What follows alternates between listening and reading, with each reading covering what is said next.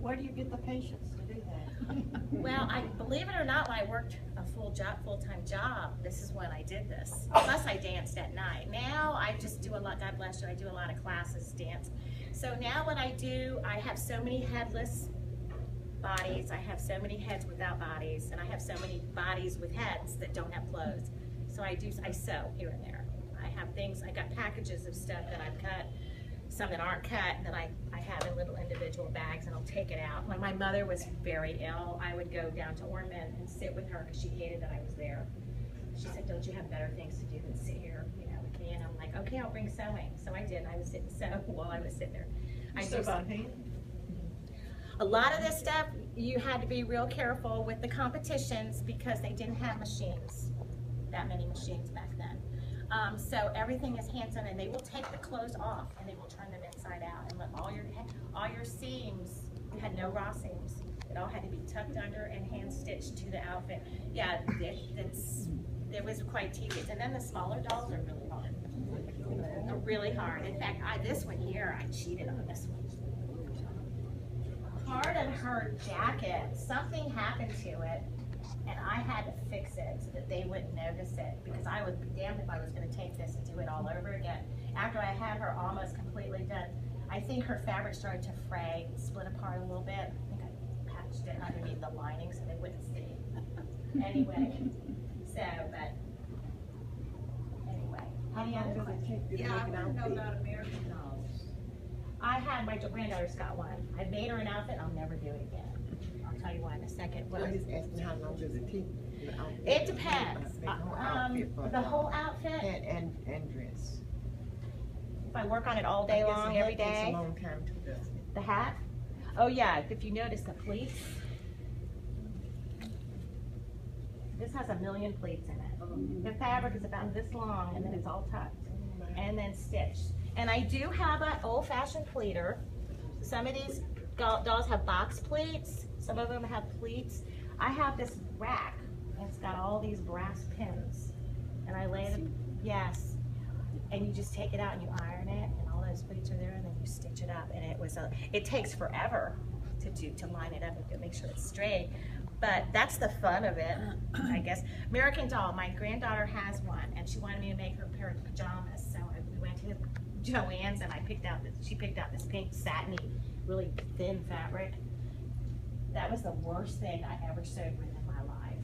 I finally told my daughter, that's it. I'm not making her, so now I buy her clothes. But you can make clothes. Are those made for assembly line? Yes. American Doll. Yes, they are. Well, you look at the stitching, and then a lot of sergers are used too. We don't use sergers with the hands. This reminded me, a long time ago they had like storybook dolls. Do any of you remember those? What kind? Storybook dolls. Yeah, well, Madame Alexander had a lot of those. There were genie dolls back in the 40s. I have two, one of my ladies in the Methodist church, she's probably getting me too short. From the I can remember they were like in boxes. I never thought, I don't want it because they said you can't play with them. Well, yeah, and those were nice dolls too. In fact, I have a whole box of they're plastic, and they had cute hair and everything. Some of them were from other countries, and yeah. So I have a whole bunch of those I have to repair for my sister, but I think she's gonna let me have them if I do all the work on them and bring them back. They're just this little, around the world. But Madame Alexander made some gorgeous dolls. In fact, I just gave somebody a book, an auctioned book, because she said she had some way back, and it gives you the bid prices in them, and they start at $500 and go up. So just the little Madame Alexanders, if they're pristine, you get one. Anyway, I have Barbies. I got tons of Barbies. I've got tons of Jean dolls, which are beautiful Barbie-looking dolls, but they're dressed in 40s costumes, and they're absolutely adorable. Big dresses on crowns and things. But those are bought. So, but they're nothing like these. These are quite special. Yeah. So is the Madam and the F&B about the same? Around the same time. I have an F&B. Who was the little guy with the? I can't remember his name now. He's in a trunk. Charlie McCarthy? Yes, I have one of those. So, yeah, I've got one of those. I bought it at an antique sale.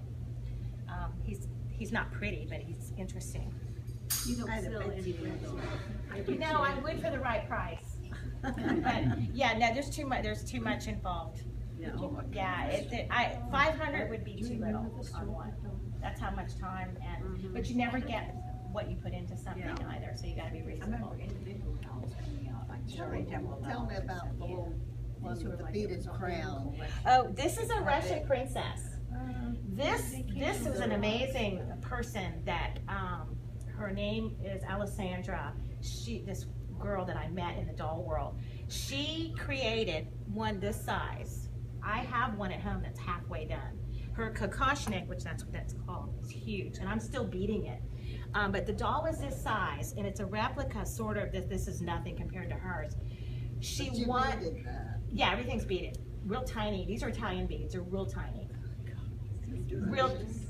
You know the beading? Under a magnifying glass? Yeah, you have to wear oxygen to see. You can't. And there's a pattern to follow.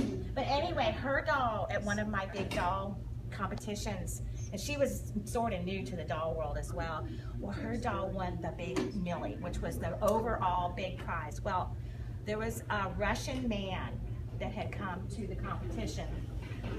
He offered her $5,000 for her doll. She wouldn't take it. It took her forever to do it because the back of her dress were beads and just flowing beads and beads. And her kokoshnik had all these things hanging down like macrame, but it was little tiny beads. Her dress was all painted. It was painted gold, Russian designs on it. She had fur boot. Oh, it was just absolutely indescribable, this doll. She ended up selling it for $7,000. So she never got to bring it home. Well, I would have never sold that. That doll, I would have maybe made another one if I had the time. She spent months and months and months on the doll, and it was exquisite. But she's just precious. How do you ever thread your needles?